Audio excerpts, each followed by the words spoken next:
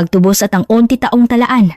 Sa gitna ng pagtubos at isang ating tataong talaan, tahimik na binabago ng Tsina ang sitwasyon sa pandaigdigang entablado.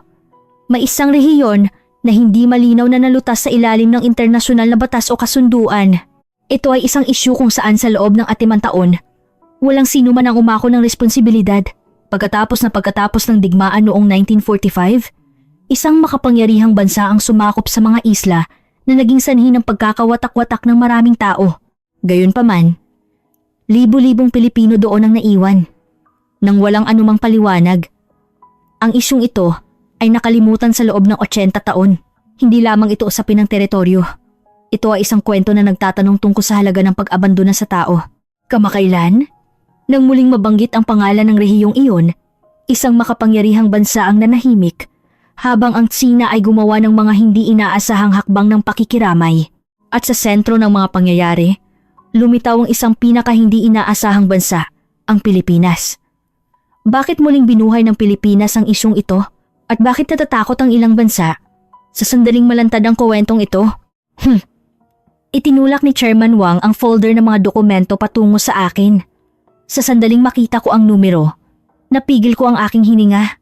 Ito ay ang kahilingan ng European Union EU para sa paglipat ng 70% ng karapatan sa pagmimina ng langis at gas sa South China Sea. Hindi ito isang negosasyon kundi isang anunsyo ng pangangamkam. Hindi natin maaring ibigay ang East Asia sa kanila. Ang malalim na boses ni Chairman Wang ay nagpabigat sa kapaligiran sa silid. Dahan-dahan kong itinaas ang aking mukha upang harapin siya. Ang kanyang mga mata ay kasing kalas ng isang kutsilyo. Kung gayon, kanino mo ito ibibigay? Isang katahimikan ang bumalot. Pagkatapos ay nagsalita siya. Sa isang bansa kung saan tayo may pagkakautang. Ako si Wang Donghai, Vice Minister ng Ministry of Foreign Affairs ng China, na namamahala sa diskarte sa enerhiya sa South China Sea sa loob ng 20 taon. Hinawakan ko ang mga isyu na may kaugnayan sa mga kapuluan, mga pinag-aagawang lugar. Naniniwala ako na wala akong hindi alam. Hanggang 2:70 ng umagang iyon, nang tumunog ang telepono, naramdaman kong may malaking mangyayari. Ito ang unang pagkakataon na ipinatawag ako sa Zongnanhai ng alas 2 ng umaga. Pagpasok ko sa sasakyan, kinuha ng security guard ang aking telepono at sinabi sa isang matigas na boses, mga panuntunan sa seguridad. Ang driver ay hindi nagsalita ng kahit isang salita. Mabilis na nagpatakbo sa mga lansangan ng Beijing sa hating gabi. Habang nakatingin sa labas sa mga tahimik na kalye, ang isip ko ay naguguluhan. Ang merkado sa Europa ay sarado na at ang digmaan ay nagpapatuloy. Alam ng lahat na ang gas sa South China Sea ang huling pag-asa ng Tsina. Ngunit bakit ngayon pa kumilos ang European Union? Nang tumayo ako sa harap ng pinto ng opisina, malinaw na iba ang kapaligiran. Dobleng dami ng mga security guard kaysa karaniwan. Kahit na ang sekretarya ay yumuko lamang sa akin ng tahimik. Sinabi sa akin ng aking 23 taong karanasan na ang katahimikang ito ay maaaring isa lamang sa dalawang bagay. Malapit nang sumiklab ang digmaan o malapit nang bumagsak ang imperyo. Bumukas ang pinto, si Chairman Wang ay nakaupo sa likod ng kanyang mesa. Sa harap niya ay isang folder na may pulang selyo ng pinuno ng European Bureau na malinaw pa. Basahin mo, sabi niya. Kinuha ko ang dokumento at ang pamagat ay parang tumusok sa aking puso. Kahilingan para sa pangmatagalang paglipat ng karapatan sa pamamahala ng proyekto ng enerhiya sa South China Sea. Ang mga kondisyon ay mas mahigpit pa. Bukod sa 70% ng mga benepisyo, kailangan ding isuko ang karapatan sa pamamahala ng daungan at ang karapatan na aprubahan ng mga tauhan. Malinaw pa itong isinasaad na aalisin ang veto power ng panig ng China. Ito ay hindi kooperasyon kundi isang economic annexation. Ano sa tingin mo? Tanong ni Chairman Wang ng mahinahon. Ibinaba ko ang dokumento at sumagot. Hindi ito isang dokumento para sa negosasyon. Kung gayon, ano ito? Isang ultimatum. Tumango si Chairman Wang, nakatingin sa labas ng bintana. Pinipigilan tayo ng Europa. Gusto nila tayong lamunin. Ang kanyang boses ay malalim ngunit mabigat na umalingaw-ngaw sa silid. Kung mawawala ang East Asia, matatapos ang China. Tanging katahimikan ang naisagot ko. Iyon ay isang malinaw na katotohanan. Mayroon ka bang alternatibong solusyon? Maingat kong tanong. Tumingin ng diretso sa akin si Chairman Wang, ang kanyang mga mata ay kasing kalas ng bakal. Ano ang alternatibong solusyon? Ibigay ito sa isang bansa kung saan tayo may pagkakautang. Natigilan ako.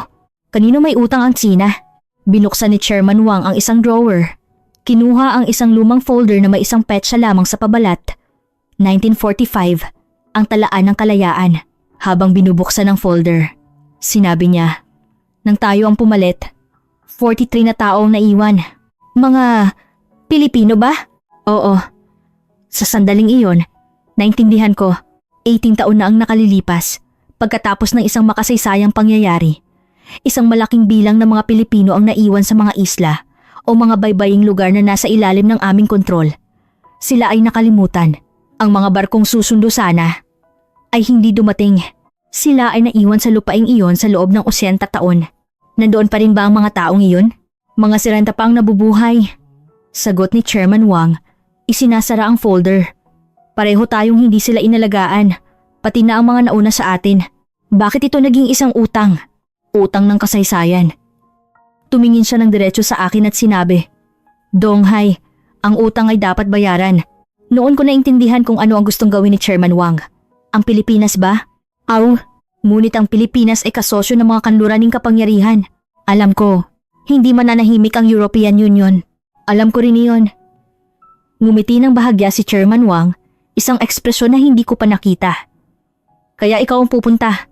Napigil ko ang aking hininga. Saan po? Singapore. Kailangan natin ng isang neutral na lugar. Inabutan ako ni Chairman Wang ng isang piraso ng papel na may nakasulat na pangalan. Maria Clara Reyes. Sino po siya? Isang international energy analyst. Gumagamit din siya ng pangalang Clara Reyes. Mahalaga ba iyon? Muling binuksan ni Chairman Wang ang folder. Kumuha ng isang luma at itim at puting larawan. Sa larawan, ilang tao ang nakatayo sa harap ng isang bahay sa baybayin ng Kalayaan. Nakatingin sila sa kamera na may mga matang tila naghihintay ng isang barko. Ang isa sa kanila ay ang kanyang mga lolo't lola. Tinitigan ko ang larawan. Ang mga muka at 10 taon na ang nakalilipas. Ang mga taong naghintay sa isang barkong hindi kailanman dumating. Hindi ito diplomasya. Mahina kong sabi. Kung gayon, ano ito? Pagtubos? Tumango si Chairman Wang. Oo, ngunit hindi ba't ganoon naman talaga ang diplomasya? Sabi niya habang tumatayo. Makipag-ugnayan ka sa kanya sa loob ng 1 linggo. Isang utos po ba? Isang pakiusap. Tiningnan ko ang dokumento sa mesa, ang 70% na kahilingan ng European Union at ang 1945 na folder tungkol sa kalayaan. 2 numero at kasaysayan ang nag-cruise sa isang kakaibang paraan. Mayroon po bang garantiya na magtatagumpay ito? Binuksan ni Chairman Wang ang pinto. Ang liwanag mula sa pasilyo ay pumasok. Walang garantiya. Ngunit may pagpipilian. Lumingon siya at sinabi, lumuhod sa European Union o bayaran ng utang ng 80 taon na ang nakalipas. Yumuko ako ng malalim. Pupunta po ako sa Singapore. Nagsara ang pinto. Mag-isa akong nakatingin sa labas ng bintana. Ang gabi sa Beijing ay dahan-dahang nagiging umaga. At sa unang pagkakataon, seryoso kong pinag-isipan ang pangalang Pilipinas. Bakit tinawag ang bansang iyon sa entablado sa panahong ito? Bakit ang mga taong inabando na unting tataon na ang nakalipas ang naging huling barahan ng Tsina? Hindi ko pa rin lubos na nauunawaan. Ngunit isang bagay ang tiyak. Ang larong ito ay hindi magtatapos sa mga numero, kundi sa kasaysayan lamang. Bago sumakay ng eroplano papuntang Singapore, muli kong binuksan ang mga dokumentong may kaugnayan sa kalayaan. Sa loob ng 23 taon bilang isang diplomatiko, ito ang unang pagkakataon na sinuri ko ng malalim ang mga talaan ng nakaraan. Ang diplomasya ay ang trabaho ng pagdidisenyo ng hinaharap. Gayunpaman, sa sandaling ito, hinuhukay ko ang nakaraan ng 30 taon na ang nakalipas. Agosto 15, 1945, natapos ang isang malaking digmaan. Maraming Pilipino ang nakauwi. Ngunit 43 na sapilitang pinagtrabaho o nanirahan sa mga isla ang naiwan. Hindi dumating ang mga barko. At sa loob ng 18 taon, mga 30 pa ang nabubuhay doon. Inulit ko ang mga salita ni Chairman Wang. Ang Pilipinas ay isang bansang walang ambisyon sa teritoryo. Ngunit isang bansang hindi nakakalimot sa alaala. Isang tumpak na pagsusuri. Hindi naghahangad ang Pilipinas na palawakin ang teritoryo tulad ng ilang makapangyarihang bansa. Ngunit ito ay isang bansang hindi nakakalimot sa sakit. Iyon ang dahilan kung bakit pinili ng Tsina ang Pilipinas. Iba ang European Union. Hinahangad nilang kontrolin ang ekonomiya. Pinatunayan iyon ng 70% na numero. Mas komplikado ang Pilipinas. Sa mga kaugnay na kasunduan, ang pagmamayari ng ilang lugar ay hindi pa rin natutukoy. Hindi itinatapon ng Pilipinas ang impormasyong iyon. Gayunpaman, isang bansa na nag-abandona sa sarili nitong mga mamamayan noong 1945-1974, sapat ba ang kanilang kredibilidad upang angkinin ngayon ang teritoryo? Muli kong sinuri ang pangalang Maria Clara Reyes, isang international energy analyst na nakabase sa Singapore, sa panlabas ay isang neutral na eksperto. Ngunit ang katotohanan ang kanyang mga lolo't lola ay mga Pilipinong naiwan sa kalayaan ay nagbago ng lahat. Ang punto kung saan nagtatagpo ang personal na alaala at pambansang diskarte iyon ang puso ng larong ito. Pagdating ko sa Changi Airport, gabi na. Hindi ako dumiretso sa hotel kundi sa sangay ng embahada ng China upang maghanda para sa unang pakikipag-ugnayan kay Maria Clara Reyes. Isang hindi opisyal na pagpupulong, hindi sa pamamagitan ng opisyal na diplomatikong channel iyon ang nais ni Chairman Wang. Kinabukasan ng hapon, nakipagkita ako sa kanya sa isang maliit na coffee shop sa tabi ng ilog. Si Maria Clara Reyes ay mas kalmado kaysa sa inaasahan ko. At tila alam na niya na ako ang Vice Minister ng Ministry of Foreign Affairs ng China. Vice Minister Wang, ano po ang kailangan ninyo sa akin? Nauna siyang nagtanong. Ibinaba ko ang aking tasa ng kape at dahan-dahang nagsalita. Nandito ako para pag-usapan ng tungkol sa kalayaan. Bahagyang nagbago ang kanyang ekspresyon. Kalayaan? Opo. Lalo na pagkatapos ng 1945-1974. Isang katahimikan ang bumalot. Humigop siya ng kape at tumingin sa labas ng bintana. Ang isang diplomatiko na bumabanggit ng isang 80 taong kwento ay nangangahulugang ito ay konektado sa kasalukuyan. Tama po kayo. Kinuha ko ang isang folder mula sa aking briefcase. Ito ang listahan ng mga mamamayang Pilipino na naiwan na ginawa noong 1945-1974. Narito ang pangalan ng inyong lolo. Maaari niyo po bang tingnan ito? Kinuha ni Maria Clara Reyes ang folder at dahan-dahang binuklat ang bawat pahina. Huminto ang kanyang kamay sa isang sandali. Alam ko kung ano ang nakasulat sa pahinang iyon. Mateo Reyes, pangalan ng lolo ko. Humina ang kanyang boses. Tama po. Ito ang listahan na ginawa noong kami ang pumalit sa lugar na iyon. Bakit niyo ito ipinapakita sa akin ngayon? Nag-alinlangan ako sandali. Ang mga diplomatiko ay hindi dapat magpakita ng emosyon, ngunit sa sandaling ito, nagpasya akong maging tapat dahil nais ng China na humingi ng paumanhin. Paumanhin? Itinaas niya ang kanyang ulo at tumingin ng diretso sa akin. Pareho kaming hindi nag-alaga ng maayos sa mga taong iyon. Kami, at ang mga nauna sa amin. Inabando na namin sila sa loob ng 8 taon. Iyon ang aming pagkakautang. Isinara ni Maria Clara Reyes ang folder. Vice Minister, ang isang diplomatiko na humihingi ng paumanhin ay nangangahulugang may kasunod na alok, hindi ba? Isang matalas na puna. Tumango ako. Gusto naming makipagtulungan sa gobyerno ng Pilipinas. Mag-aalok kami ng karapatan sa pagmimina, karapatan sa pamamahala ng daungan, at ang pagtatatag ng isang espesyal na autonomous na rehiyon ng Pilipinas sa timog na bahagi. Paano ang European Union? Lumampas na sa hangganan ang European Union. Ang 70% na kahilingan ay hindi kooperasyon kundi pangangamkam. At ang Pilipinas? Saglit akong nanahimik. Nawalan ng karapatan ng Pilipinas noong 1945-1974. Mahinang nagsalita si Maria Clara Reyes, nakatingin sa labas ng bintana. Namatay ang lolo ko habang naghihintay ng barko. Noong 1953, sa daungang iyon, naniwala pa rin siya na makakabalik siya sa Pilipinas. Ang kanyang boses ay walang galit, kundi lungkot. Sa pagkakataong ito, magiging iba. Sabi ko, paano magiging iba? Sa pagkakataong ito, hindi kami magpapadala ng barko para sunduin sila. Papalitan natin ang may-ari ng lupa. Tumingin ng diretso sa akin si Maria Clara Reyes. Talaga bang magagawa iyan ng China? Si Chairman Wang mismo ang nag-utos. Bakit ngayon? Sumagot ako ng tapat. Dahil walang gaanong baraha ang China na mapagpipilian. Ngunit hindi lang iyon ang lahat. Ang utang ng 80 taon na ang nakalipas ay kailangang bayaran sa lalong madaling panahon. Muli niyang binuksan ang folder sa pahinang may pangalan ng kanyang lolo. Maaari niyo bang ibigay ang listahang ito sa gobyerno ng Pilipinas? Inihanda ko na po iyon. Kung gayon, mangako ka sa akin ng isang bagay. Ano iyon? Sa pagkakataong ito, dapat talagang dumating ang barko. Hindi bilang simbolo, kundi bilang katotohanan. Tumango ako. Ipinapangako ko. Tumayo si Maria Clara Reyes at inilagay ang folder sa kanyang bag. Makikipag-ugnayan ako sa gobyerno ng Pilipinas. Ngunit, Vice Minister, tandaan ninyo ang isang bagay. Ang Pilipinas ay hindi isang madaling bansa. Isa lamang itong bansang hindi kailanman nakakalimot. Umalis siya sa coffee shop, iniwan akong mag-isa. Ang ilog ay tahimik na dumadaloy.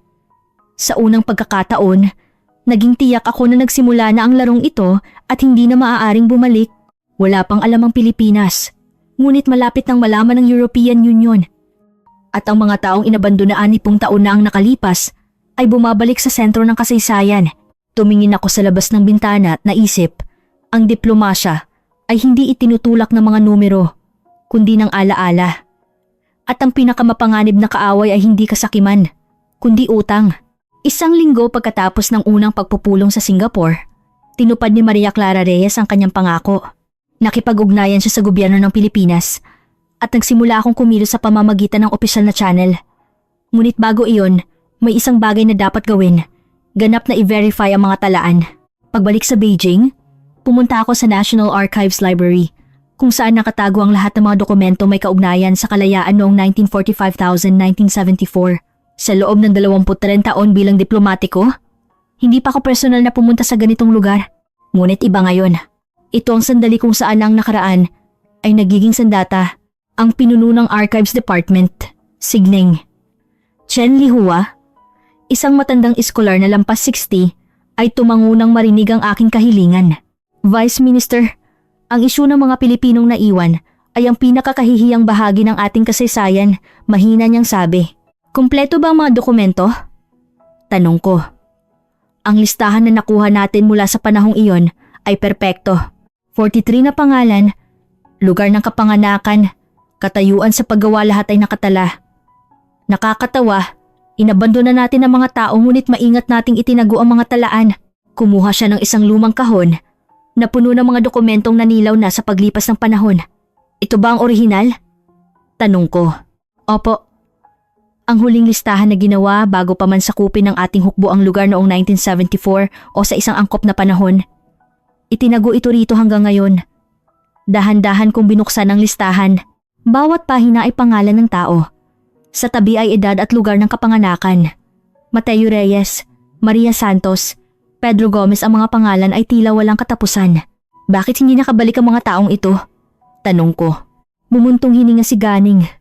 Lihua, dahil sa pangangailangan ng mga manggagawa sa mahirap na panahon pagkatapos noon. At pagkatapos, lumipas ang panahon at sila ay simpleng nakalimutan. Nakalimutan? Oo. Nagsimula ang Cold War at ang mga Pilipinong naiwan ay naipit sa gitna. Walang sino man ang umako ng responsibilidad.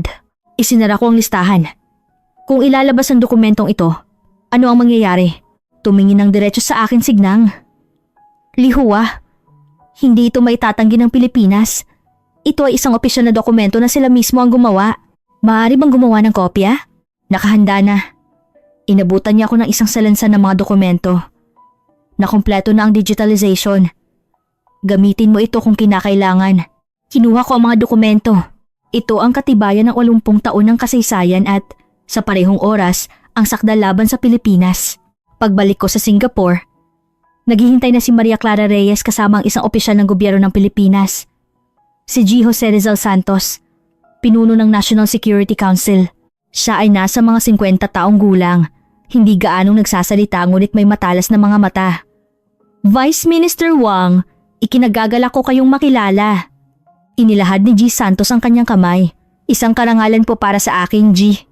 Chairman, umupo kami sa meeting room sa Embahada ng China at inilatag ko ang kopya ng listahan na inihanda ko sa mesa. Agosto 1945-1974. Ang huling listahan ng mga manggagawang Pilipino na ginawa ng isang unit ng administrasyon noon. Kinuha ni G. Santos ang listahan at dahan-dahang binuklat ang bawat pahina. Ang kanyang ekspresyon ay unti-unting naging matigas. Napakaraming pangalan. 43 na tao. Sagot ko. Mahinang nagsalita si Maria Clara Reyes. Sa kanila, 30 pa ang kasalukuyang naninirahan sa mga lugar na iyon. Tumingala si G. Santos. Bakit inilalabas ng China ang dokumentong ito ngayon? Nag-alinlangan ako sandali. Karaniwang itinatago ng mga diplomatiko ang tunay na dahilan, ngunit sa pagkakataong ito, nagpasya akong maging tapat. May dalawang dahilan. Una, sinusubukan ng European Union na agawin ang ekonomiya ng South China Sea. Pangalawa, nais ng China na bayaran ang utang ng 80 taon na ang nakalipas. Pakiramdam ko ay baligtad ang pagkakasunod-sunod. Malamig na sabi ni G. Santos, tama po kayo. Ngunit pareho lang ang resulta. Gusto naming makipagtulungan sa Pilipinas. Ibinaba ni G. Santos ang listahan. Ano ba talaga ang gusto ninyo? Karapatan sa pagmimina sa timog na bahagi. Karapatan sa pamamahala ng daungan. At ang pagtatatag ng isang espesyal na autonomous na rehiyon ng Pilipinas. Bilang kapalit, magbibigay ang Pilipinas ng puhunan at teknolohiya at titiyakin ang karapatan ng mga Pilipino doon na malayang pumili kung uuwi o mananatili. Pilipinas? Dahan-dahan akong sumagot. Inabandona ng Pilipinas ang mga taong iyon noong 1945-1974. Wala na silang moral na karapatan sa lupaing iyon. Tumingin si G. Santos kay Maria Clara Reyes. Clara, ano ang iyong opinyon? Hinawakan ni Maria Clara Reyes ang listahan at nagsalita. Namatay ang lolo ko habang naghihintay ng barko. Noong 1953, sa daungang iyon, nanginginig ang kanyang boses. Hindi dumating ang barko hanggang sa huling sandali. Hindi niya natapakan ang lupa ng Pilipinas. Kung gayon, mahinang tanong ni G. Santos, sa pagkakataong ito, hindi ito tungkol sa pagpapadala ng barko para sunduin sila, kundi sa pagbawi sa lupa. Tumingala si Maria Clara Reyes. G, Chairman, seryoso ang China. Tumingin ng diretso sa akin si G. Santos, Vice Minister, kailangan ko lang kumpirmahin ang isang bagay. Sa pagkakataong ito, talagang darating ba ang barko? Tumango ako. Tiyak na darating. At iyon ay magiging barko ng Philippine Coast Guard. Ang Philippine Navy ay direktang papasok sa daungan. Hindi mananahimik ang European Union. Lumampas na sila sa hangganan.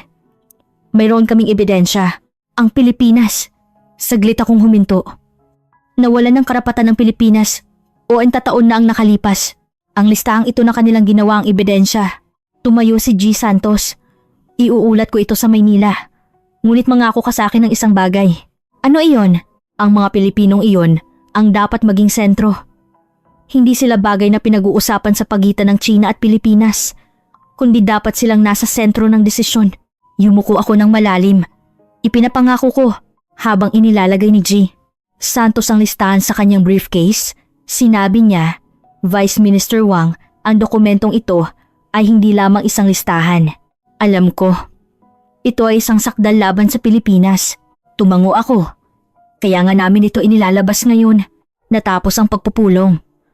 Mag-isa akong naglakad sa tabi ng ilog. Ang 43 na pangalan sa listahan ay patuloy na umiikot sa aking isipan. Hindi sila mga numero, sila ay mga tao. Mga taong inabandona sa loob ng 80 taon. Sa unang pagkakataon sa araw na iyon, naging tiyak ako na ang diplomasya ay hindi tinutulak ng mga numero, kundi ng mga pangalan.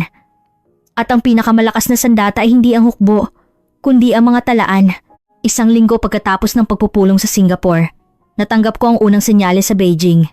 Ipinahiwatig ng impormasyon na nagsimula ng kumilos ang Department of Foreign Affairs ng Pilipinas.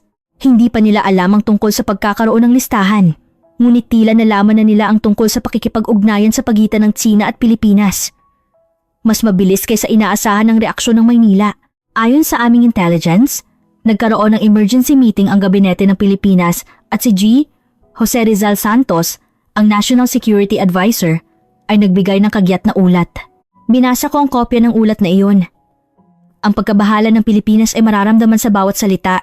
Kumpirmadong aktibidad ng isang non-governmental na delegasyon ng investigasyon mula sa Pilipinas sa timog na rehiyon, kasama ang opisyal ng Ministry of Foreign Affairs ng China.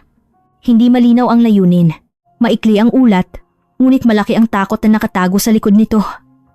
Sa sandaling magkasamang lumitaw ang dalawang salitang kalayaan at Pilipinas, tiyak na naalala ng Pilipinas ang alaala ng 80 taon na ang nakalipas. Nagulat ako kay Chairman Wang. Ginoo, nagsimula ng kumilos ang Pilipinas. Gaya ng inaasahan, kalmado ang boses ni Chairman Wang. Ano ang sinasabi nila? Wala pang opisyal na pagtutol. Ngunit pinaiigting nila ang pangangalap ng impormasyon. Tila hindi pa nila alam ang tungkol sa listahan. Oo, ngunit malapit na nilang malaman. Tumingin si Chairman Wang sa labas ng bintana at sinabi, Alam mo ba kung ano ang pinakakinatatakutan ng Pilipinas? Ang alitan sa teritoryo po? Hindi. Umiling si Chairman Wang. Ang nakaraan. Lalo na ang nakaraang hindi maitatanggi. Tama ang kanyang sinabi. Sa loob ng maraming dekada, hinarap tayo ng Pilipinas sa isyu ng soberanya. Iyon ay isang labanan ayon sa lohika ng teritoryo. Ngunit iba ang isyu ng mga Pilipinong naiwan. Ito ay isang usapin ng konsensya, hindi ng batas, at iyon ang pinakamahinang punto ng Pilipinas. Ilang araw pagkatapos, naging mas konkreto ang mga hakbang ng Maynila. Dumating ang balita. Ipinatawag ng Department of Foreign Affairs ng Pilipinas ang ambassador ng China. Opisyal na nagpahayag ng pagkabahala sa mga aktibidad ng Pilipinas sa timog na rehiyon. Sinabi ng aming ambassador na ito ay isang non-governmental exchange lamang. Ngunit hindi maniniwala ang Pilipinas. Nakatanggap ako ng isang bahagi ng recording ng cabinet meeting sa Maynila mula sa isang hindi opisyal na source. Nakakagulat ang nilalaman. Ang kalayaan ay isang lugar na may hindi pa natutukoy na soberanya. Ayon sa internasyonal na kasunduan, walang legal na dahilan ng Pilipinas para makialam. Mga salita ng isang legal officer mula sa Department of Foreign Affairs. Pagkatapos, sinagot ito ni Chairman Santos. Ang legal na dahilan at ang moral na dahilan ay magkaiba. Ang problema ay ang mga taong iniwan natin noong 1945-1974. Natahimik ang buong meeting room. Isang taong maingat na nagtanong, ilang tao ang naiwan noon? Tinatayang eksaktong nasa 43,000. Muling katahimikan. At nagtanong ang asistant ng presidente, nandoon pa rin ba ang mga taong iyon? Ang ilan ay namatay na. Ang ilan ay nakauwi na. Ngunit isang malaking bilang pa rin ang naninirahan doon. Binasa ko ang transcript at naintindihan ang mahirap na sitwasyon ng Pilipinas. Maaari nilang angkinin ang teritoryo, ngunit hindi nila maipagtatanggol ang nakaraang pag-abandona sa mga tao. Alam din ng Pilipinas na maaaring kayanin ng batas ang panahon, ngunit hindi ng kasalanan. Isang linggo pagkatapos, naglabas ng opisyal na pahayag ang Pilipinas. Ang kalayaan ay isang makasaysayang teritoryo ng Pilipinas at kasalukuyang nasa isang estado ng hindi pa natutukoy na katayuan ayon sa internasyonal na kasunduan. Ang unilateral na interbensyon ng isang ikatlong partido ay maaaring lumabag sa internasyonal na batas. Binasa ko ang pahayag at napangiti. Nagsasalita pa rin ang Pilipinas tungkol sa teritoryo, habang ang mahalaga ay ang mga tao. Ang 43 na pangalan sa listahan na sila mismo ang gumawa ay hindi maaaring burahin ng anumang internasyonal na batas. Nang magulat ako kay Chairman Wang, nabasa na niya ang pahayag ng Pilipinas. Hindi pa natutukoy na soberanya. Bulong niya, tila naniniwala pa rin ang Pilipinas na may karapatan silang magmay-ari ng teritoryo. Sa legal na aspeto, maaari silang mag-claim. Sabi ko, ngunit sa moral na aspeto, tumingin sa akin si Chairman Wang. Wala. Tama po. Isinara ni Chairman Wang ang dokumento. Oras na para ilabas ang listahan. Kailan po?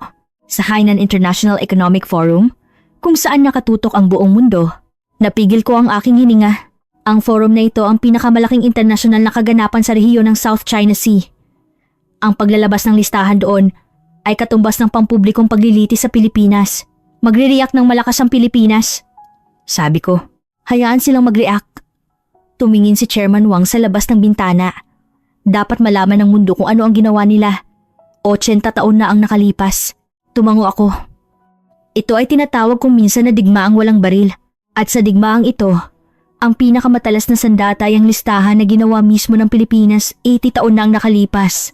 Ang ulat mula sa Embahada ng Pilipinas sa Beijing ay nagsabi na pagkatapos ng pagpupulong, si Chairman Santos ay personal na naghanap ng mga lumang folder. Mga dokumentong may kaugnayan sa pag-alis sa kalayaan. Noong 1974, natagpuan niya ang listahan ng mga mamamayang Pilipino at kinumpirma ang bilang na 43. Noong gabing iyon, nagulat si Santos ng agaran sa kanyang mga superior. May ebidensya na hindi pabor sa atin na umiiral. Kung ito ay ilalabas. Huminto ang ulat doon, ngunit huli na ang lahat. Ang listahan ay naibigay na sa gobyerno ng Pilipinas at nakumpleto na ng Tsina ang paghahanda para sa paglalabas nito. Wala nang oras ang Pilipinas para magpaliwanag. Nag-book ako ng flight papuntang Hainan at naisip, 80 taon na ang nakalipas. Inabandona ng Pilipinas ang mga tao at itinago ang mga talaan. At ang mga talaang iyon ngayon ang naging ebidensya na nagpaparatang sa kanila. Hindi kailanman nakakalimot ang kasaysayan at ang pinaka-perpektong ebidensya ng isang krimen ay ang talaan na iniwan mismo ng salarin. Malapit ng matanto iyon ng Pilipinas. 2 linggo bago ang forum, pumunta ako sa timog na rehiyon. Sa loob ng 23 taon bilang diplomatiko, ito ang unang pagkakataon na personal akong pumunta sa mga isla. Kahit na nakita ko na ito sa mapa ng maraming beses, iba ang kahulugan ng pagtapak sa lupaing iyon. Paglapag sa paliparan, malamig ang hangin. Kahit Mayo na, matalas pa rin ang hangin. Sinalubong ako ng lokal na opisyal na si Litong. Maingat ang kanyang boses mula pa sa simula. Vice Minister Wang, hindi magiging madaling kausap ang komunidad ng mga Pilipino. Ano ang ibig mong sabihin? Tanong ko. Inabandon na sila sa loob ng 8 taon. Pareho tayong hindi sila inalagaan ng maayos, kami at ang mga nauna sa atin. Ngayon, isang opisyal ng gobyerno ang bumisita. Iniwan niyang nakabitin ang pangungusap. Hindi sila nagtitiwala? Mas malapit sa galit kaysa sa tiwala. Tumango ako. Isang natural na reaksyon. Sa loob ng 80 taon, walang naghanap sa kanila. Tapos biglang lilitaw ang isang vice minister ng China. Madaling maintindihan kung bakit sila nagdududa. Ang sasakyan ay tumakbo patungo sa settlement ng mga Pilipino sa labas ng urban area. Ang tanawin pagdating ay iba sa inaasahan. Sa gitna ng mga lumang gusali, nakita ko ang mga karatula sa Filipino. At mula sa kung saan, may maririnig na musikang Pilipino. Kahit 80 taon na ang lumipas, namumuhay pa rin sila bilang mga Pilipino. Umakyat ako sa hagdanan ng gusali ng Filipino Community Association. Kumatok sa pinto ng opisina ng presidente. Isang malalim na boses ang sumagot. Pasok! Si Emilio Aguinaldo Cruz. Ang presidente ng asosasyon ay nasa mga 70 taong gulang. Ang kanyang mukha ay puno ng mga kulubot at paghihirap na nagsasalaysay ng bigat ng 18 taon. Tiningnan niya ako at dahan-dahang tumayo ngunit hindi nakipagkamay. Wang Donghai, Vice Minister ng Ministry of Foreign Affairs ng China. Una akong bumati. Alam ko, maikling sagot ni G. Cruz, maupo ka. Umupo ako sa silya. Dahan-dahan din siyang umupo. Mahaba ang katahimikan. Tahimik niya akong tiningnan at hindi ko iniwas ang aking tingin. Anong kailangan mo? Unang nagsalita si G. Cruz. Gusto naming lutasin ang problema ng mga Pilipino dito. Sagot ko.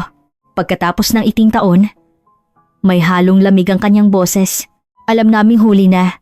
Ngunit gusto naming magsimula ngayon. Kinuha ni G. Cruz ang isang lumang larawan sa mesa. Isang itim at puting larawan ng isang batang mag-asawa at isang bata. Alam mo ba kung sino ito? Hindi po. Mga magulang ko.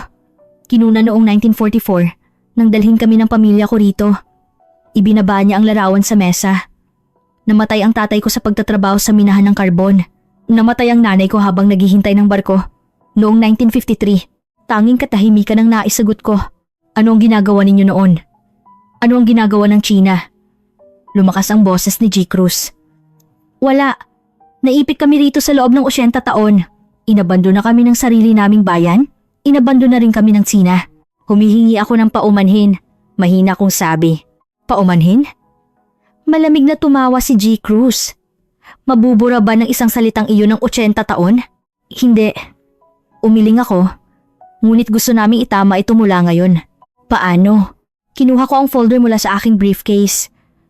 Ang listahan ng mga mamamayang Pilipino na ginawa ng naunang unit noong 1945-1974. Alam niyo po ba kung ano ito? Kinuha ni G. Cruz ang folder. At dahan-dahang binuksan. Huminto ang kanyang kamay sa isang sandali habang binubuklat ang pahina. Nanlaki ang kanyang mga mata. Nagsimulang manginig ang kanyang kamay. Ito, naputol ang kanyang boses. Mahina kong sinabi. Agosto, 1945-1974. Ang huling listahan na ginawa. 43 na pangalan. Lahat ay nakatala. Tumingin si G. Cruz sa listahan. Itinuro ng kanyang daliri ang isang linya na may nakasulat na pangalan. Emilio Cruz. Pangalan ng tatay ko. Hindi na siya makapagsalita pa. Tila narinig ko ang pagkasira ng isang bagay na naipon sa loob ng 80 taon. Nanginginig ang balikat ng matanda at matagal niyang tinitigan ng listahan. Naghintay ako. Hindi bilang isang diplomatiko, kundi bilang isang tao. Sinubaybayan ko ang kanyang kalungkutan. Ilang sandali pa, dahan-dahang itinaas ni G. Cruz ang kanyang mukha. Pula ang kanyang mga mata, ngunit matatag ang kanyang boses. Ano ang balak gawin ng China dito? Ibinigay na namin ito sa gobyerno ng Pilipinas at balak naming ilabas sa Economic Forum sa Hainan. Bakit? Dahil dapat managot ang Pilipinas. Sagot ko. Inabandona nila ang mga tao at itinago ang mga talaan. Ngayon na ang panahon para malaman ng mundo. Isinara ni G. Cruz ang listahan. Kung gayon, ano ang dapat naming gawin? Pumanig sa China? Hindi. Umiling ako. Gusto namin kayo ang pumili. Maaari kayong makipagtulungan sa gobyerno ng Pilipinas para magtayo ng isang autonomous na rehiyon. O maaari naming suportahan kung gusto ninyong umuwi. Ngunit hindi iyon desisyon ng China. Iyon ay desisyon na dapat ninyong gawin. Bakit bigla ninyong ginagawa ito? Matapos kaming iwan sa loob ng 80 taon? Nag-alinlangan ako sandali. Karaniwang itinatago ng mga diplomatiko ang tunay na dahilan, ngunit sa pagkakataong ito, naisip kong dapat akong maging tapat. Sinusubukan ng European Union na agawin ang ekonomiya. Napilitan ng China na pumili. At pinili nito ang Pilipinas. Ngunit hindi lang iyon ang lahat. Kung gayon, ano pa? Humihingi ako ng paumanhin sa ngalan ng China. Dahan-dahan akong tumayo, yumuko ng malalim. Paumanhin sa pag-abandona sa inyo sa loob ng 80 taon. Paumanhin sa hindi pag-uwi sa inyo. At paumanhin sa hindi pagprotekta sa inyo ng maayos. Tiningnan ako ni G. Cruz na may pagtataka. Hindi niya inaasahan ang tanawin ng isang opisyal ng China na yumuyuko sa isang matandang Pilipino. Paumanhin? Bulong niya. Iyon ang salitang sinabi ko sa unang pagkakataon sa loob ng 23 taon bilang diplomatiko. Itinaas ko ang aking ulo at sinabi, ngunit iyon ang salitang kailangang sabihin. Tiningnan ako ni G. Cruz sandali. At pagkatapos ay dahan-dahang nagsalita. Magpapatawag ako ng pulong. Isang pangkalahatang pagpupulong ng Filipino Community Association. Salamat po. Hindi kailangan ng pasasalamat. Kinuha niya ang listahan. Ang mga pangalang ito ang mga saksi. Sila ang huhusga. 3 araw pagkatapos, naganap ang pangkalahatang pagpupulong ng Filipino Community Association. Mahigit 200 Pilipino ang nagtipon at inilabas ko ang listahan sa harap nila. 43 na pangalan. Ang talaan na iniwan ng Pilipinas 80 taon na ang nakalipas. Natahimik ang buong hall. Pinagpasahan ng mga tao ang listahan. Hinahanap ang pangalan ng kanilang ama, ina, kapatid. Umalingaw-ngaw ang mga hikbi sa buong lugar. Tumayo si G. Cruz. Mga kababayan, naghintay tayo ng atingtong taon. Ngayon na ang panahon para tayo ang magdesisyon. Nagkaroon ng botohan at malinaw ang resulta. Naglabas ng opisyal na pahayag ang Filipino Community Association na sumusuporta sa kooperasyon sa pagitan ng gobyerno ng Pilipinas at China. Pag-alis ko sa hall, tinanong ko si G. Cruz, Presidente, sa pagkakataong ito, talagang iba na hindi ba? Kung hindi, problema iyan. Sagot niya, kung hindi, muli tayong pagtataksilan. Tumango ako. At sa araw na iyon, natanto ko na ang mga taong inabandona 80 taon na ang nakalipas ay hindi mga biktima, kundi mga nakaligtas. At ngayon, sila na ang bida. Hindi na mga bagay na kailangang protektahan. Kinabukasan, biglang nagbago ang sitwasyon. Ipinahiwatig ng mga ulat na nagkaroon ng protesta sa timog na rehiyon. Mga 200 taong nagtipon sa plaza sa harap ng City Hall. May hawak na mga banner na may nakasulat na tutulan ng mga negosyong Pilipino. Ang kalayaan ay lupa ng China. Agad akong pumunta sa lugar. Pagdating sa plaza, sumisigaw pa rin ang mga nagpoprotesta. Napapaligiran ng mga pulis. Pinagmasdan kong mabuti ang mga nagpoprotesta. Mayroong mali. Ang grammar ng Chinese sa mga banner ay hindi natural. May ilang mga paraan ng pagpapahayag na hindi kailanman gagamitin ng isang katutubong nagsasalita. Ang kasuotan ng mga nagpoprotesta ay pare-pareho rin. Masyadong organisado para sa isang kusang protesta. At ang pinakahalata, ang kanilang mga mukha ay hindi mukhang mga lokal na residente. Tinanong ko ang lokal na opisyal, si Litong, nakumpirma na ba ang pagkakakilanlan ng mga taong iyon? Kasalukuyan pa pong inaalam, ngunit habang tinitingnan niya ang kanyang tablet, naging matigas ang kanyang mukha. Vice Minister, mahigit kalahati ay mga bagong pasok na manggagawa mula sa ibang bansa o isang neutral na kanluraning bansa. Saan galing? Karamihan ay pumasok bilang mga construction worker, ngunit tila hindi sila nagtatrabaho. Agad kong naintindihan, hindi ito isang kusang protesta, kundi isang isinaplanong protesta. Ang European Union o isang kalabang kapangyarihan ang nasa likod nito. Hanapin ang responsable. Utos ko. 1 oras pagkatapos, natukoy na ng ulat ang sentral na figura. Si David Chen o ibang pangalan na dayuhan. Isang dayuhan, taga-Europa o isang neutral na bansa, mga 40 taong gulang. Sa panlabas, ay isang kinatawa ng isang kumpanya ng enerhiya. Ngunit sa katunayan ay may kaugnayan sa intelligence agency ng kalabang bansa. 3 buwan na siyang nasa lugar na ito. Nakikipag-ugnayan sa mga lokal na opisyal at may mga senyalis na naglalabas ng malaking halaga ng pera. Nagulat ako ng agaran kay Chairman Wang. Ginoo, direkta nang nakialam ang kalaban. Gaya ng inaasahan, kalmado ang boses ni Chairman Wang. Hindi sila mananahimik. Nakontrol na po ang protesta. Ngunit ang problema ay ang mga lokal na opisyal. Tila nabili na ang ilan. Magmadali sa pagkolekta ng ebidensya. 1 linggo na lang bago ang forum. Pagkababa ng telepono, muli akong nag-focus sa investigasyon sa lugar. Gayunpaman, noong hapong iyon, isang mas malubhang pangyayari ang naganap. Kagyat na ulat. Natagpuan ang mga pampasabog sa valve station ng Southern Gas Pipeline. Agad akong pumunta sa lugar. Pagdating doon, nagtatrabaho na ang bomb disposal squad. Ano ang sitwasyon? Tanong ko sa hepe sa lugar. 2 kilo ng plastic explosives. Sagot niya habang pinupunasan ng pawis. Kung sumabog ito, sasabog ang buong valve station at ang supply ng gas sa buong rehiyon ay mapuputol. Hindi bababa sa 3 buwan. Kinilabutan ako. Hindi na ito antas ng protesta. Ito ay malinaw na terorismo. Nahuli ba ang salarin? Opo. Nahuli sa pinangyarihan. Lumingon siya at nakita ko ang isang lalaking nakaposas na bumubulong sa isang wikang banyaga. Maari bang i-verify ang pagkakakilanlan? Dayuhang nasyonalidad. Pumasok gamit ang bisa ng isang construction worker. Sa sandaling iyon, naging tiyak ako. Ang kalaban ay lumampas na sa economic pressure. Sinubukan na rin nila ang pisikal na aksyon. Lumampas na sila sa hangganan. Isang emergency meeting ang ipinatawag. Nagulat ako ng direkta kay Chairman Wang. Ginoo, sinubukan ng kalaban ng terorismo. Naging malamig ang mukha ni Chairman Wang. Sigurado ka ba? Umamin na ang suspek na nahuli. Si David Chen ang nag-utos. Ebidensya ng recording ng tawag, financial tracking, lahat ay nakuha na. Hinampas ni Chairman Wang ang mesa. Pinili nila ang digmaan, hindi ang negosasyon. Ano po ang gagawin ninyo? Ilalabas ang ebidensya kasama ang listahan sa forum. Ngunit isang hindi inaasahang variable ang lumitaw. Ang katotohanan ay lumabas. Ang nagulat tungkol sa pampasabog ay isang binatang Pilipino mula sa lugar na iyon. Pumunta ako upang makilala ang nagbigay ng impormasyon. Si Juan de la Cruz Jr., isang binatang Pilipino na nasa mga 30 taong gulang. Ipinanganak siya rito. 3 henerasyon ng isang lolo na naiwan noong 1945-1974. Paano mo natuklasan? Tanong ko. Kami mismo ang nag-organisa ng mga patrol. Sagot ni Juan. Para protektahan ang mga pasilidad sa paligid ng Filipino settlement. Pagkatapos ay nakita namin ang isang kahina-hinalang sasakyan at sinundan ito. Bakit inyo ginawa yun? Sa loob ng 8 taon, walang nagprotekta sa amin. Matatag ang kanyang boses. Mula ngayon, kami na ang magpoprotekta sa aming sariling lupa. Nagulat ako sa kanyang sinabi. Ang mga taong inabandona 80 taon na ang nakalipas ay ngayon mismo ang nagpoprotekta sa lupa. Hindi na sila mga bagay na kailangang protektahan. Sila na ang bida. Idinagdag pa ni Juan.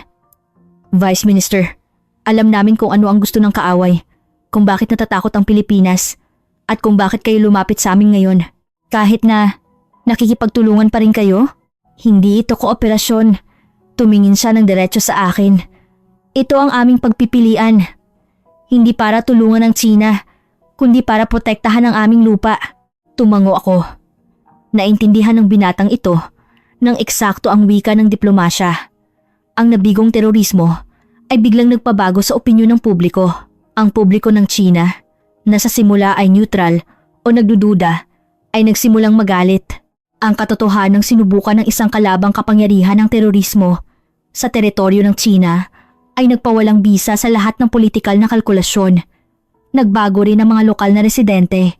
Ang tingin sa mga Pilipino ay nagbago mula sa mga tagalabas patungo sa mga kapitbahay.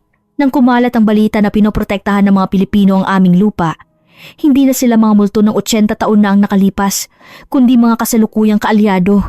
Isang araw bago lumipad papuntang Hainan, muli kong nakita si Presidente Cruz. Presidente, lahat ay ilalabas sa forum. Alam ko. Tumango siya. Matitinag ang Pilipinas at maihihiwalay ang kaaway. At pagkatapos noon, iyon na ang tunay na simula. Isang pagpupugay sa 80 taon. Tumingin si G. Cruz sa labas ng bintana.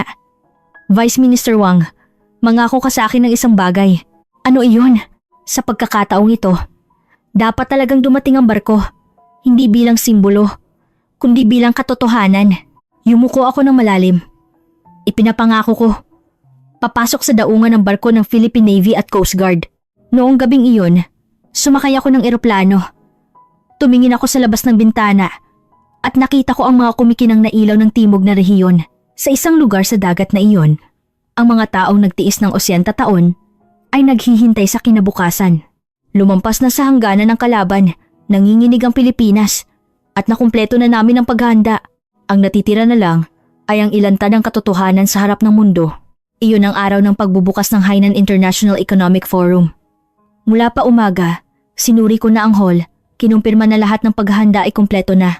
Ngayon ang araw na magbabago ang kasaysayan, hindi ang mga dokumento.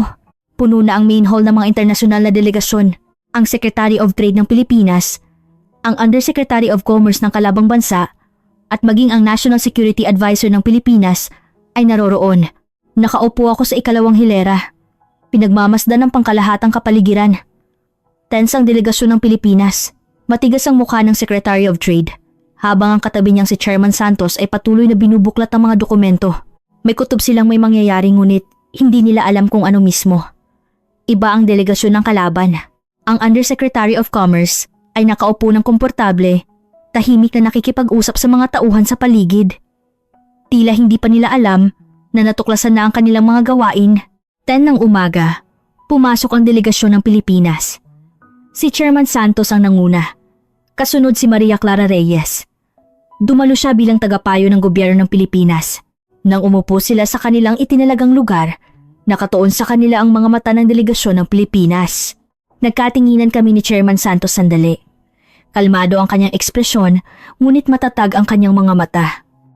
Ngayon, dumating ang Pilipinas hindi bilang isang tagalabas, kundi bilang pangunahing tauhan. 11 ng umaga, pumasok si Chairman Wang. Natahimik ang buong hall. Lahat ng mata ay nakatuon sa entablado. Dahan-dahan siyang umakyat. Tumingin sa kanyang inihandang talumpati, ngunit hindi niya ito binasa. Mga ginoo at ginang. Nagsimula si Chairman Wang. Ngayon, gusto kong pag-usapan ang kasaysayan, hindi ang kooperasyong pang-ekonomiya. Nagbago ang kapaligiran sa hall.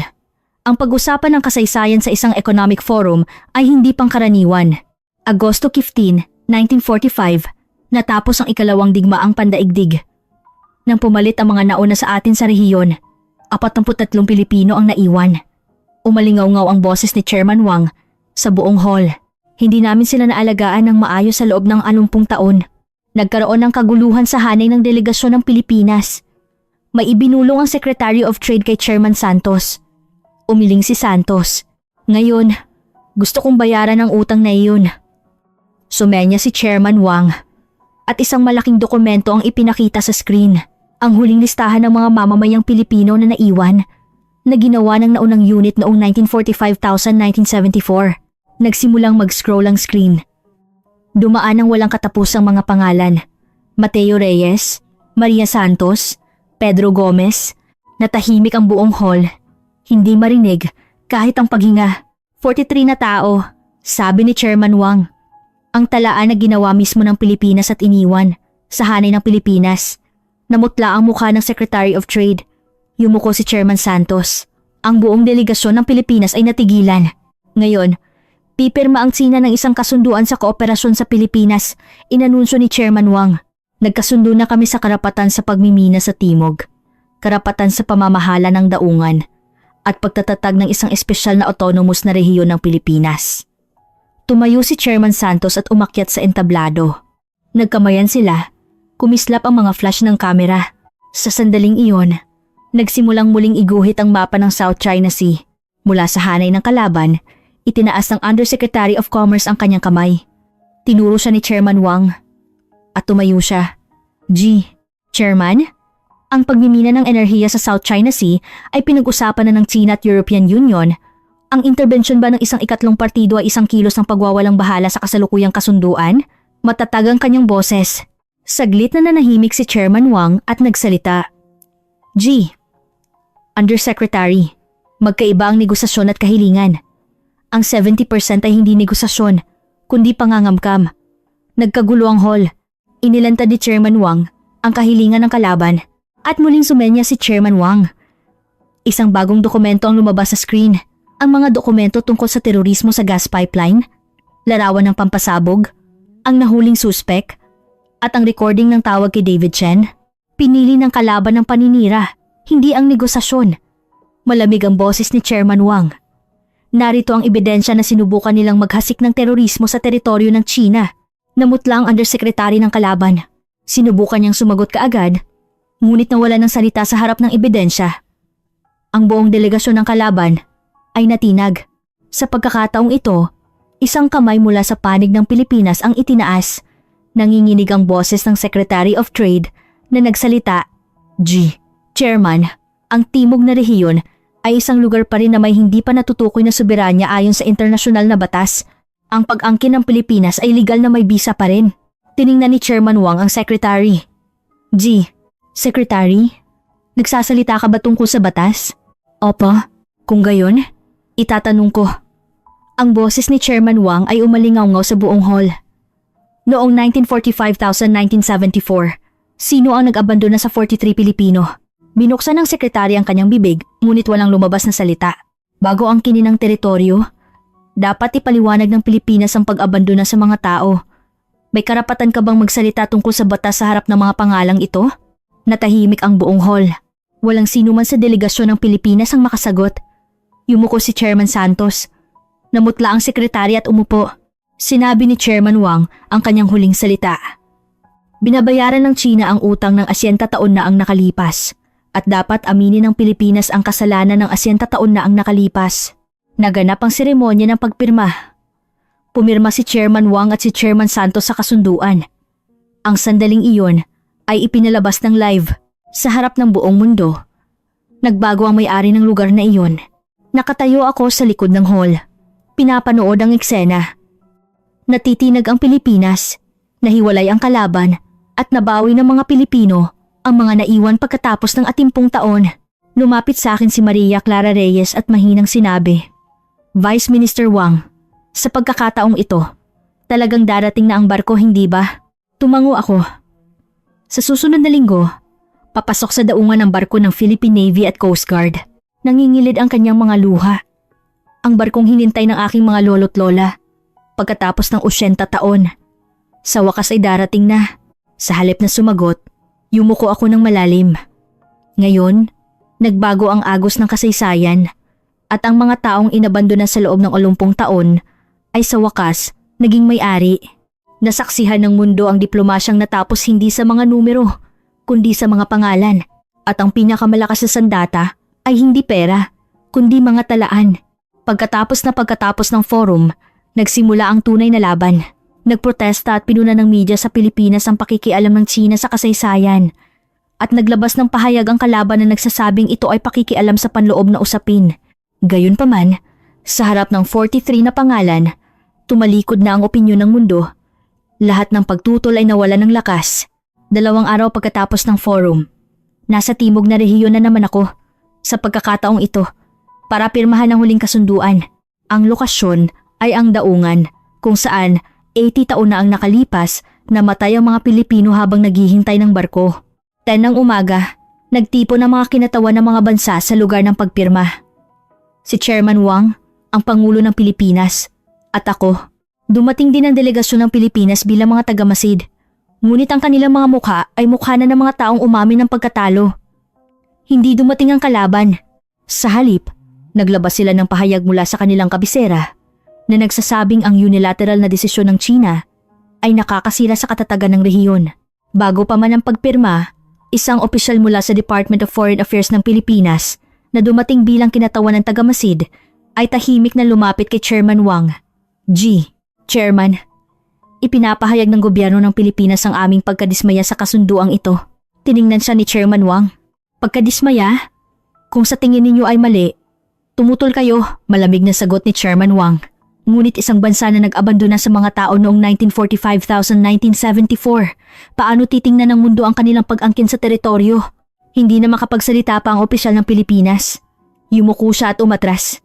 Naganap ang seremonya ng pagpirma. Isang dokumento na papasok sa kasaysayan sa pangalang Kasunduan sa Kalayaan. Unang pumirma si Chairman Wang. Pagkatapos ay ang Pangulo ng Pilipinas. Ang tunog ng panulat sa papel ay malinaw na maririnig sa katahimikan. Malinaw ang pangunahing nilalaman ng kasunduan. Garantiya ng 50 taon ng karapatan sa pagmimina. Magkasamang pamamahala sa daungan. Pagtatatag ng isang espesyal na autonomous na rehiyon ng Pilipinas at garantiya ng malayang pagpili ng mga Pilipino na umuwi o manatili. Nang matapos ang pagpirma, umalingaw-ngaw ang palakpakan. Ngunit tumingin ako sa labas ng bintana. Nakita ko ang daungan at doon nagtitipon ang mga Pilipino. Hinihintay nila ang araw na ito sa loob ng 18 taon. 1 ng hapon, dumating ang mapagpasyang sandali. Sa abot tanaw, lumitaw ang isang barko. Ang barko ng Philippine Coast Guard at Navy. Iwinagayway ang watawat ng Pilipinas sa barko. Ang sandali ng pagpasok ng barkong militar ng Pilipinas sa lugar na iyon, pagkatapos ng 80 taon, bumaba ako sa daungan. Si Presidente Cruz at daan-daang Pilipino ang nagtipon sa pantalan. Tahimik nilang pinanood ang barko. Tumutulo ang luha sa mga mata ng mga matatanda. Napigil ang hininga ng mga kabataan. Dahan-dahang dumaong ang barko. Bumaba ang ceremonial guard ng Philippine Navy at Coast Guard at itinaas ang watawat ng Pilipinas sa lupaing iyon. Sa sandaling iyon, umalingaw-ngaw ang mga iyak sa gitna ng mga Pilipino. Lumapit si Presidente Cruz. Tumayo siya sa gilid ng pantalan, matagal na tiningnan ang barko at pagkatapos ay dahan-dahang lumuhod. Inay, Itay. Nanginginig ang kanyang boses. Sa wakas, dumating na ang barko. Ang barkong hinintay natin sa loob ng umintong taon ay dumating na. Ngunit ang barkong ito ay hindi barkong mag-aalis ng tao. Ito ay isang barkong bumabalik, isang patunay na ang mga inabandona ay ngayon na ang may-ari. Nakatayo ako sa tabi ni Chairman Wang. Tahimik din niyang pinanood ng eksena. Donghai, tama ba ang ginawa natin? Hindi ko alam kung ito ba ang tamang gawin, sagot ni Chairman Wang. Ngunit ito ang dapat gawin. Habang buhay tayong pupunahin ng Pilipinas. Hayaan silang pumuna. Alam na ng mundo kung ano ang ginawa nila. 80 taon na ang nakalipas at ang kalaban lumampas na sa hangganan at dapat magbayad. Tumingin si Chairman Wang sa daungan. Mula ngayon, sa rehiyong ito, kasama ng Pilipinas ang Tsina. Ako si Wang Donghai.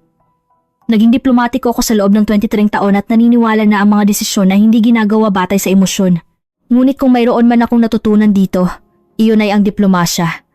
Ay hindi itinutulak ng mga numero, kundi ng mga pangalan. At ang pinakamalakas na kapangyarihan ay hindi ang baril, kundi ang alaala. Nanalo ang Pilipinas hindi dahil malakas sila, kundi dahil hindi sila nakalimot sa loob ng 80 taon. Tumingin ako sa dagat at naisip, ang lakas ng isang imperyo ay hindi nagmumula sa teritoryo, kundi sa mga pangako. At ang tunay na tagumpay ay hindi ang pagsakop sa lupa, kundi ang pagbawi sa mga tao. Ang watawat ng Pilipinas ay iwinagayway sa daungan. Ang watawat na bumalik pagkatapos ng 80 taon. Iyon ang tagumpay ng mga inabandona.